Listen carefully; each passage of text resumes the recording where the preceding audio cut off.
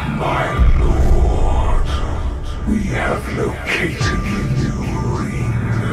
Send the Nazgûl, all of them. I know what you fear, Tony. Cũng giống như chúa tể của những chiếc nhẫn, khi miêu tả một vương quốc Gondor tráng lệ và hùng vĩ với những điểm nhấn khác biệt, thậm chí là lấn át cả tiên tộc trong thế giới chúa nhẫn ra sao, thì giờ đây, tiếp đến phần những chiếc nhẫn quyền lực, chúng ta lại được đón chờ một vương quốc y như vậy. Đó là quốc đảo Númenor, mà bản chất thì Gondor cũng chính là những gì còn sót lại của Númenor thời kỳ xa xưa. Bộ phim Những chiếc nhẫn quyền lực không chỉ tái hiện lại thời kỳ đỉnh cao nhất, huy hoàng nhất của chúa tể bóng tối Sauron, mà họ còn đưa cả Númenor tới đúng thời kỳ đỉnh cao nhất của họ luôn. Đây là một chi tiết khá là thú vị khi chúng ta cứ ngỡ rằng việc tồn tại một vương quốc tiên tộc như Lindon đã là khủng khiếp rồi, mà giờ đây lại có một vương quốc của loài người còn hùng mạnh và lấn át hơn cả tiên tộc. Tưởng rằng nếu đã như vậy thì phe ánh sáng trong phim hẳn sẽ rất mạnh và chúa tể bóng tối sẽ gặp nhiều khó khăn hơn. Nhưng chính Númenor lại có những vấn đề riêng của họ và họ cũng không đại diện cho ánh sáng hoàn toàn. Bản chất Númenor trên phim sẽ không thay đổi về sự hùng mạnh của mình, nhưng Númenor lại bị đặt sai mốc thời gian, dẫn tới một sự xáo trộn không hề nhẹ. Vậy thì sự xáo trộn đó ra làm sao? Chúng ta đang chiêm ngưỡng khoảnh khắc huy hoàng nào của họ? Hãy cùng mình tìm hiểu về vương quốc Númenor trong series phim Những chiếc nhẫn quyền lực khác biệt ra làm sao nhé! Dễ hiểu nhất về sự khác biệt của Númenor sẽ như sau. Thời điểm công nương Galadriel vẫn còn sinh sống tại vương quốc Lindon của đại đế Gawala là khoảng những năm 700 của kỷ thứ hai. Vài chục năm sau đó, công nương sẽ đi tới Eren và không còn ở lại đó nữa. Và trong phim, khi Númenor xuất hiện thì người trị vì của Númenor đang là nữ hoàng Miriel, người cai trị thứ 26 của Númenor và cũng gần như là người cai trị cuối cùng của Númenor. Có nghĩa là nếu lấy Lindon làm mốc thời gian chuẩn thì Númenor đã bị tua nhanh tới gần 3.000 năm sau rồi. Và nhìn qua bối cảnh của mọi cảnh quan tới thái độ của người dân Númenor thì có thể hiểu là Númenor chỉ bị đẩy nhanh thời gian, mọi thứ khác thì vẫn sẽ được giữ nguyên. Vậy thì Númenor thời kỳ này đang xảy ra chuyện gì? Númenor có hai giai đoạn lịch sử rõ rệt, đó là giai đoạn ánh sáng của nửa đầu lịch sử thế giới, họ làm bạn với tiên tộc và tôn thờ các vị thần, còn tới giai đoạn nửa sau là giai đoạn bóng tối, khi Númenor khai thác thuộc địa cực mạnh tại Trung Địa và tẩy chay hoàn toàn tiên tộc và các vị thần. Mối liên kết của giai đoạn ánh sáng là từ sự việc tổ tiên của người Númenor đã sát cánh chiến đấu cùng với tiên tộc tại kỷ thứ nhất của Trung Địa, chống lại chúa tể bóng tối Morgoth, chúa tể bóng tối đầu tiên của Trung Địa. Khi Morgoth sụp đổ thì loài người đã được các vị thần ban phước trao tặng cho một hòn đảo nằm giữa lục địa Trung Địa và lục địa Thiên Quốc như là một phần thưởng cho sự cố gắng và chiến đấu vì ánh sáng của họ. Vị vua đầu tiên của Númenor là Elrond, em trai của lãnh chúa Elrond, nên mối quan hệ và tình cảm giữa tiên tộc và người Númenor rất là khăng khít. Các vị thần và tiên tộc cũng hỗ trợ cho họ rất nhiều để Númenor nhanh chóng trở lên phát triển một cách cực thịnh. Númenor bắt đầu có suy nghĩ tiêu cực và lệch hướng khi họ bắt đầu triển khai các thuộc địa tại Trung Địa và vơ vét của cải mang về Númenor.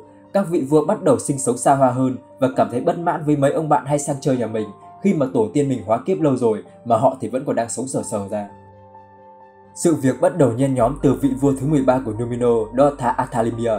Ông ta thẳng thừng chất vấn các vị thần rằng tại sao tổ tiên mình là Thuo và Arendi là loài người nhưng lại có cuộc sống vĩnh hằng, rõ ràng là đang có ngoại lệ cho sự bất tử. Câu trả lời của các vị thần là do họ có nhiệm vụ riêng của mình đã không thuyết phục được ông ta, nên bắt đầu sinh ra các mâu thuẫn ghen tị và phẫn uất. Một loạt các thay đổi đã dần dần được diễn ra từ thời điểm này, biến Númenor đi theo một chiều hướng rất là tiêu cực. Các vị vua của Númenor bắt đầu sợ chết ngày càng nhiều. Họ mong muốn nếu không được sống thêm thì nên sống trong một cuộc sống xa hoa nhất có thể. Vậy là họ đã cố gắng khai thác các thuộc địa, đem nhiều của cải như vàng bạc châu báu để về hưởng thụ. Sự ganh ghét tiên tộc cũng dần hiện rõ khi họ bắt đầu không dùng tiếng Quenya của tiên tộc nữa, thậm chí là dần dần cấm dùng luôn ngôn ngữ này, cũng như cấm tiên tộc được bén mảng tới vương quốc. Tước hiệu hoàng gia bằng tiếng Quenya như một tập tục cổ xưa của họ cũng đã bị loại bỏ.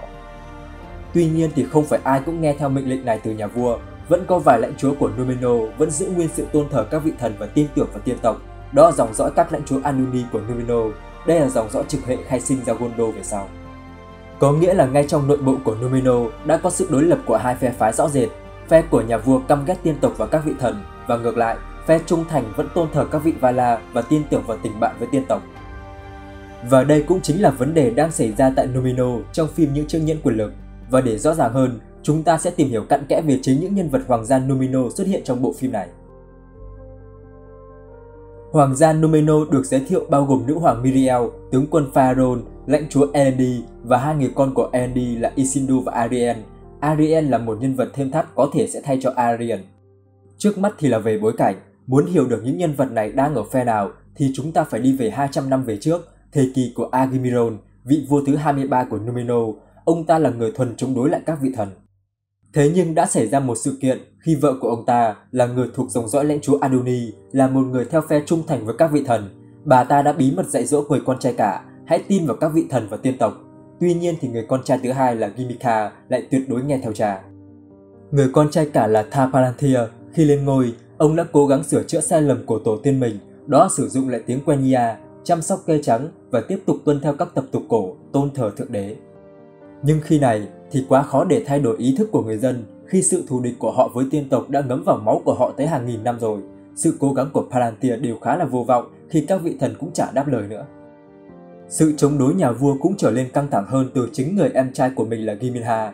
Palantir về sau chỉ có một người con gái và người con gái này chính là nữ hoàng Miriel của chúng ta, còn Phaeron chính là con trai của Giminha, có nghĩa là Miriel sẽ là chị gái họ của Phaeron. Còn với Elendil và gia đình của ông thì chính là dòng dõi của lãnh chúa Adoni, có nghĩa là hoàn cảnh của phim sẽ như sau. Lãnh chúa Adoni là Elendil cùng với con trai Isildur sẽ thuộc về phe trung thành với các vị thần, họ có xu hướng thân thiện với các tiên tộc hơn. Đó là lý do tại sao mà ta thấy trong phim Galadriel đã nói chuyện với Elendil nhiều hơn. Nữ hoàng Miriel là người thừa kế của Palantir nên bà ta không ghét tiên tộc là bao, nhưng cũng không hoàn toàn tin tưởng họ ngay từ đầu. Cái này nằm ở sự thuyết phục của công nương Galadriel và có vẻ như đã thành công khi Miriel đã tin Galadriel. Còn đối với Phaeron thì ông ta là người theo phe thù địch với tiên tộc và các vị thần và sẽ là một trở ngại đối với công nương Galadriel. Theo như công bố thì Phaeron cùng với nhân vật Ada sẽ là hai nhân vật phản diện chính trong mùa 1 của bộ phim. Nói là phản diện nhưng ông ta không phải là người xấu, đây thực chất chỉ là một tư tưởng đối nghịch mà thôi. Ông ta cũng sẽ không quan tâm tới phe bóng tối lắm. Phản diện ở đây sẽ là rào cản làm khó cho công nương Galadriel khi thuyết phục Númenor tham chiến cùng với tiên tộc mà thôi.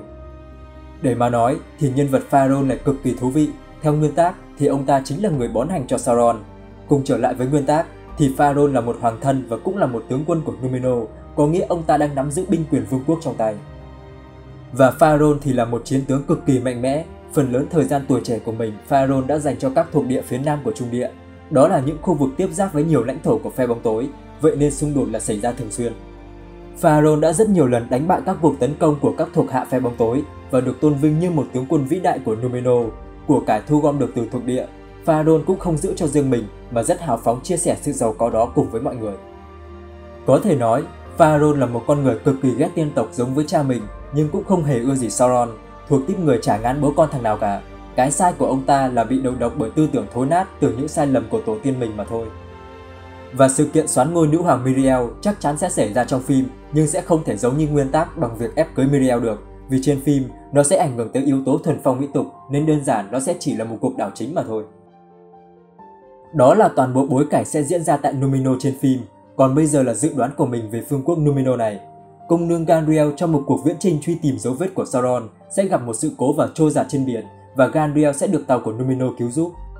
Cô được đưa tới Númenor trong hoàn cảnh quốc đảo này đang cực kỳ căm ghét tiên tộc nên đã buộc phải bỏ trốn trước sự truy đuổi gắt gao đến từ binh lính và người dân, và chỉ có một nơi giúp cô được an toàn, đó là nhà của lãnh chúa Adoni, Elendil. Sau đó, Galadriel đã chia sẻ cho Elendil về những điều mà cô tìm kiếm trước đó và sự trở lại của bóng tối. Elendil đã giúp cô tới hoàng cung của Númenor để diện kiến nữ hoàng Miriel khi tin rằng bà ta sẽ chấp nhận yêu cầu trợ giúp của Galadriel. Tất nhiên thì điều này vấp phải sự phản đối của Phaeron. Galadriel đã thuyết phục được Miriel và được Miriel cho phép sử dụng Palantir để tìm kiếm kẻ thù dễ dàng hơn. Mọi chỉ dẫn đều hướng tới khu vực Nun tại Mordor, nơi có loài người theo phe bóng tối đang bị giám sát chặt chẽ từ tiên dực. Miriel đã cùng Elendil đi với Galadriel tới khu vực này để kiểm chứng và đụng độ với phe bóng tối tại đây. Và đây cũng sẽ là cơ hội vàng cho Phaeron đảo chính chiếm luôn vương quyền tại Númenor khi mà Miriel gặp lại tại đây. Đó khả năng sẽ là diễn biến của Númenor tại mùa thứ nhất. Sang tới mùa thứ hai thì nội dung sẽ xoay quanh cuộc chiến của Sauron với tiên tộc khi các chiếc nhẫn sức mạnh đã được hoàn thành và Sauron công khai đánh chiếm các vương quốc tiên tộc. Tới thời điểm cuối, có thể là Elendil sẽ thuyết phục được Phaeron ra mặt đưa quân tới Trung Địa viện trợ vương quốc tiên tộc Lindon. Vì Elendil và Phaeron tuy rằng tư tưởng khác nhau nhưng hai gia đình họ lại có mối quan hệ khá thân thiết khi cha của hai người là bạn chí cốt thân thiết. Tư tưởng chính trị khác nhau nhưng họ vẫn luôn giữ mối quan hệ tình bạn tuổi thơ, nên A&D sẽ không bị Pharaoh quá thù ghét vì Pharaoh rất là rõ ràng. Lý do ở đây cũng khá là đơn giản, khi nó sẽ xung đột lợi ích. Sauron mà phá hủy được vương quốc tiên tộc Lindon có nghĩa là hắn sẽ vô đối tại Trung Địa, vị thế Númenor sẽ bị suy giảm. Và Pharaoh cũng cho rằng mình sẽ mạnh hơn Sauron rất là nhiều, nên nhân cơ hội này sẽ đè bẹp hắn luôn, và Pharaoh nhiều khả năng sẽ trực tiếp ra mặt dẫn đầu lực lượng viện binh hùng hậu tới mức Sauron thẳng luôn. Kết thúc trận chiến này thì Sauron sẽ thua tan nát và sẵn tiện Pharaoh bắt luôn Sauron về Númenor làm tù binh. Đây sẽ là kịch bản đã cải biên mà vẫn đầy đủ nội dung sát với nguyên tắc nhất có thể mà mình nghĩ Amazon cũng sẽ dùng tới. Sang tới mùa thứ 3, chúng ta vẫn sẽ có sự sụp đổ của Númenor đúng theo yêu cầu khi mà Sauron đang ở đây và cám dỗ Pharaoh, khiến cho Pharaoh mang quân đánh các vị thần, dẫn tới việc cả quốc đảo Númenor sụp đổ hoàn toàn. A&D trốn thoát được khỏi thảm họa và về Trung Địa lập ra Anor và Gondor. Đó là toàn bộ chia sẻ của mình về bối cảnh và dự đoán về vương quốc Númenor, vương quốc vĩ đại nhất của loài người sẽ xuất hiện trong series phim Những chiếc nhẫn quyền lực. Theo các bạn thì diễn biến có thể đi theo chiều hướng nào khác nữa không? Và đâu sẽ là nhân vật Númenor bạn sẽ mong chờ nhất trong phim? Một tướng quân Pharaoh bản lĩnh nhưng có phần độc đoán, hay là một lãnh chúa Elendil với ý chí kiên cường và lòng tin vào tiên tộc, một ý chí tồn tại tới tận 3.000 năm sau và được Aragorn thừa kế? Hãy chia sẻ cảm nghĩ của mọi người về quốc đảo Númenor này trong phần comment để mọi người cùng thảo luận nhé. Và bây giờ thì xin chào và hẹn gặp lại ở các video tiếp theo về thế giới của Chúa Nhẫn.